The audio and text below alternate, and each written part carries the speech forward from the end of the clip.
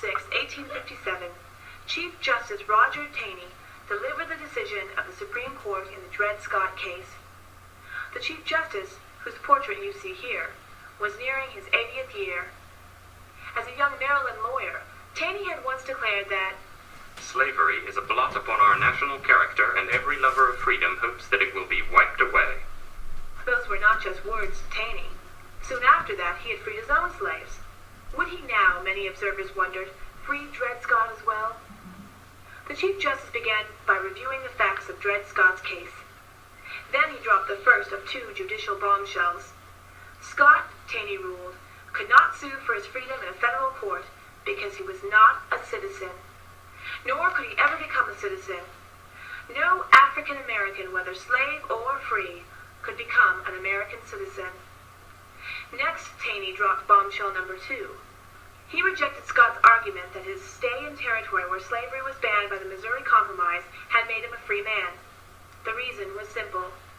The Missouri Compromise itself was unconstitutional. Taney's argument went something like this. Slaves are property.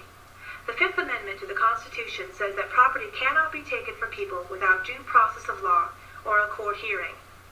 If Congress banned slavery in a territory, the effect is the same as taking property away from slaveholders who would like to bring their slaves into that area. And this is unconstitutional. In fact, Congress has a responsibility under the Constitution to protect the property rights of slaveholders in the territories. As you can imagine, slaveholders were delighted by the Dred Scott decision. They hoped that the issue of slavery in the territories was finally settled. Anti-slavery Northerners, however, were stunned and enraged by the court's ruling. One New York newspaper ran bold headlines declaring that the decision of the Supreme Court is the moral assassination of a race and cannot be obeyed. Controversy over the Kansas-Nebraska Act. Anti-slavery activists formed a new political organization called the Republican Party. The Republicans were united by their belief that no man can own another man, that slavery must be prohibited in the territories, that all new states must be free states, that the rights of our colored citizens must be protected, and that in the course of God's providence nothing can be called final which is wrong. In 1858, Republicans in Illinois nominated a tall, lanky lawyer named Abraham Lincoln to run for the Senate. In his speech accepting this honor, Lincoln pointed out that all attempts to compromise the slavery issue had failed. Then, quoting from the Bible, the candidate said gravely, "A house divided against itself cannot stand. I believe this government cannot endure permanently half slave and half free." Lincoln's opponent in this race was Senator Stephen Douglas. In Douglas's mind, there was no reason why the nation could not go on indefinitely half slave and half free. And so when Lincoln challenged him to debate the slavery issue, Douglas readily agreed. As you look at this picture of the two debaters, you can see why Douglas was known as the Little Giant and Lincoln as Long Abe. During the Lincoln-Douglas debates, the Little Giant argued repeatedly that the Dred Scott decision had put the slavery issue to rest. Lincoln disagreed. In his eyes, slavery was a moral, not a legal issue. The debate on this moral question, said Lincoln, will continue in this country when these poor tongues of Judge Douglas and myself shall be silent. It is the eternal struggle between these two principles, right and wrong, throughout the world. Lincoln lost the election to Douglas, but Long Abe was not discouraged. He wrote to a friend saying, "The fight must go on. The cause of civil liberty must not be surrendered at the end of 1 or even 100 defeats." When you last met John Brown, the man you see in this photograph, he was leading raids against pro-slavery settlers in Kansas. When things got too hot for Brown there, he and his followers headed north to Canada. In 1859, Brown returned to the United States determined to end slavery forever. His plan was to seize the federal arsenal at Harper's Ferry, Virginia. He would use the weapons stored there to arm the slaves of Maryland and Virginia. Then he would lead those slaves in a glorious rebellion that would destroy slavery across the South. It was a mad scheme. Brown and his men did capture the arsenal at Harper's Ferry, but within hours, soldiers had surrounded the building and killed or captured all of Brown's band. John Brown was quickly tried, convicted of treason, and sentenced to death. On the day of his hanging, he left a note in his jail cell that read, I, John Brown, am now quite certain that the crimes of this guilty land will never be purged away but with blood. Northerners were divided over Brown. Some viewed him as a lunatic, a crazy criminal who deserved his fate. Others saw him as a hero, even a saint. The black abolitionist Robert Purvis wrote of Brown that he nobly acted what he nobly thought, and sealed by death the lessons which he taught. He believed that the black man was a man, and he laid down his life to secure for him the rights of a man. Brown's words and deeds struck terror in the hearts of white Southerners. If a great slave uprising were to take place, it was their blood that would be shed. In their fear, whites drew together. Never before, reported a South Carolina newspaper, has the South been more united in sentiment and feeling. The South may have been united as a result of John Brown's raid on Harper's Ferry, but as this presidential election map of 1860 shows, the nation as a whole was desperately divided. At first, the 1860 presidential race looked like it would be a repeat of the recent Illinois Senate race. The Republicans chose Abraham Lincoln as their presidential candidate. The Democrats nominated Stephen Douglas.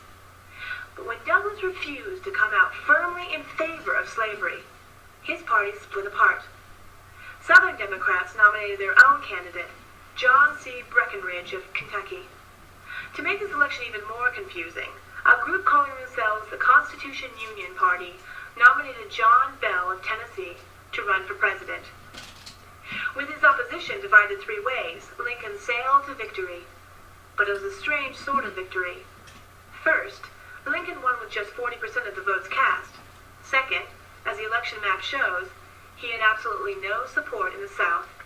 All of Lincoln's votes came from the northern states. For white Southerners, the message of this election was unmistakable. The South had become a minority section. It no longer had the power to shape national policies and events. Sooner or later, Congress would probably try to abolish slavery, and when that happened, the South would be ruined. A South Carolina newspaper wrote, The ruin of the South by the emancipation of her slaves is not like the ruin of other people. It is the loss of liberty, property, home country, everything that makes life worth living. In the weeks following the election, talk of secession filled the air. A few senators became so alarmed that they formed a committee to search for yet another compromise on slavery. They knew that this would not be easy. Still, they had to do something, and do it fast, if they were to stop the South's rush toward disunion and disaster.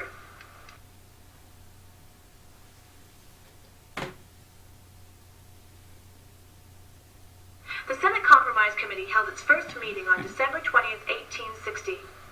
But as the senators began their work, events in two distant cities dashed their hopes for a peaceful settlement. The first event occurred in Springfield, Illinois, at the home of President-elect Abraham Lincoln. On that day, Lincoln was asked whether he could support some sort of compromise on slavery. His answer was clear. He would not interfere with slavery in the South. He would even support enforcement of the fugitive slave law. But, Lincoln added, Let there be no compromise on the question of extending slavery. On that same day, delegates attending a state convention in Charleston, South Carolina, voted in favor of secession. The city went wild. Church bells rang and cannons boomed. Huge crowds filled the streets, roaring their enthusiastic approval. A South Carolina newspaper boldly proclaimed that the Union is dissolved. 6 more states soon followed South Carolina's lead. On March 4th, 1861, Lincoln was sworn in as President of the not-so-United States. His first duty as President, he said in his inauguration speech, was to defend the Constitution by keeping the nation together. Then Lincoln appealed to the rebellious states to return the Union in peace, saying, In your hands, my dissatisfied fellow countrymen, and not in mine, is the momentous issue of civil war. A month later, firebrands in Charleston, South Carolina, took this decision into their own hands. On April 12th, they opened fire on Fort Sumter, a federal fort in Charleston Harbor. In this picture of the bombardment, you can see the American flag still flying over the fort. After 36 hours of heavy shelling, the defenders of Fort Sumter hauled down the Stars and Stripes and replaced it with a white flag of surrender. The news that rebels had fired on the flag unleashed a wave of patriotic fury in the North.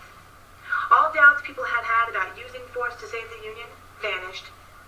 A New York newspaper reported excitedly that there is no more thought of bribing or coaxing the traitors who have dared to aim their cannonballs at the flag of the Union. Fort Sumter is temporarily lost, but the country is saved. Thus the Civil War began.